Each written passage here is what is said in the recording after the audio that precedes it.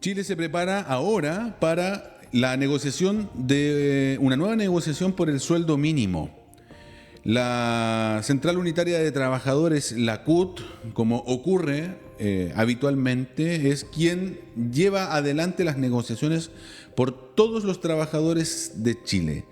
En el país, más del 50% de la masa laboral, indican las estadísticas, perciben el sueldo mínimo actualmente en Chile, que es de 539.000 pesos brutos.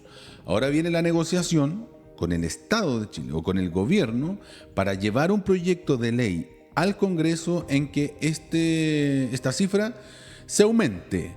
Los trabajadores tienen una pretensión, que el sueldo mínimo alcance los 647.000 pesos, es decir, un aumento actualmente de más de 108.000, 109.000 pesos de lo que actualmente se percibe.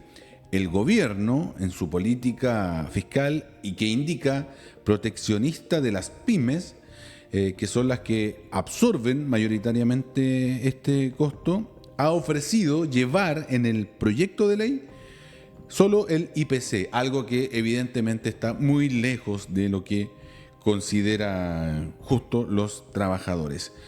Producto de estas diferencias es que fracasó el primer intento de negociación por un nuevo proyecto de ley para aumentar el sueldo mínimo en Chile. Hay reacciones, las tenemos y las revisamos. Señalar que hoy día queda claro la verdadera zanja que tiene el país, ¿no? Que es la zanja social. De un lado están quienes defienden a los más ricos, a los empresarios, quienes promueven rebajas de impuestos para quienes más tienen, y esos mismos son los que le proponen a este otro lado del país, a quienes proponemos un salario mínimo que le permita a la gente llegar a fin de mes. Para que quede muy claro, el gobierno ofreció un 4% de reajuste a los 539.000 pesos, que no alcanza un poco más o alcanza un poco más de los 21.000 pesos.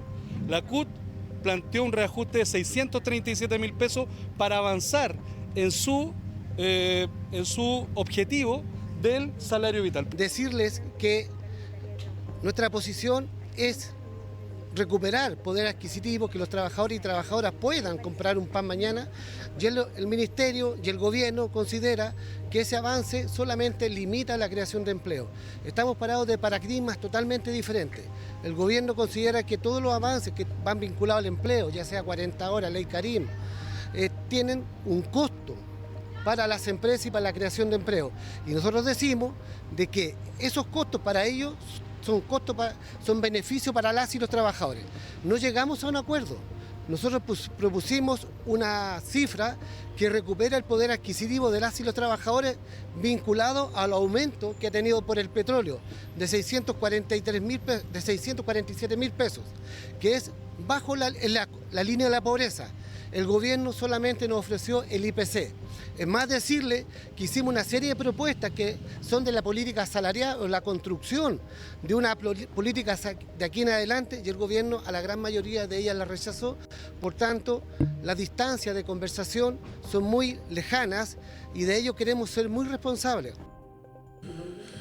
Bien, escuchábamos a los dirigentes de la Central Unitaria de Trabajadores que fueron parte de la reunión en que se acercaron los trabajadores con el gobierno.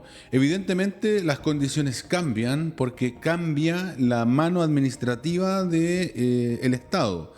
Con el pasado gobierno del presidente Gabriel Boric se logró para la clase trabajadora el aumento más importante en la historia en cuanto al salario mínimo, llegando hasta los 539.000 pesos en una conversación que fue una vez. Allí se lograron los acuerdos y se fueron cumpliendo a medida que fueron pasando los años.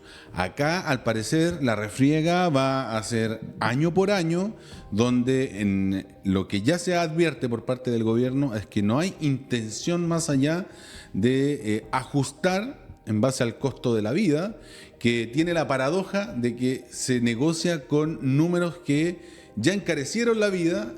Te va a poner al menos un mes acorde a lo que está ocurriendo, pero inmediatamente comienza otro proceso y a eso nos adelantan estos procesos de negociación. Por ello se advierte una negociación dura en torno al proyecto de ley para hablar sobre sueldo mínimo en Chile, donde el gobierno ofrece el IPC, los trabajadores están pidiendo como base 647.000 pesos, que como bien advertía ahí el dirigente, sigue estando bajo la línea de la pobreza, pero que permitiría recuperar el poder adquisitivo a los tiempos actuales, principalmente por la crisis del petróleo que encarece prácticamente todos los aspectos de la vida.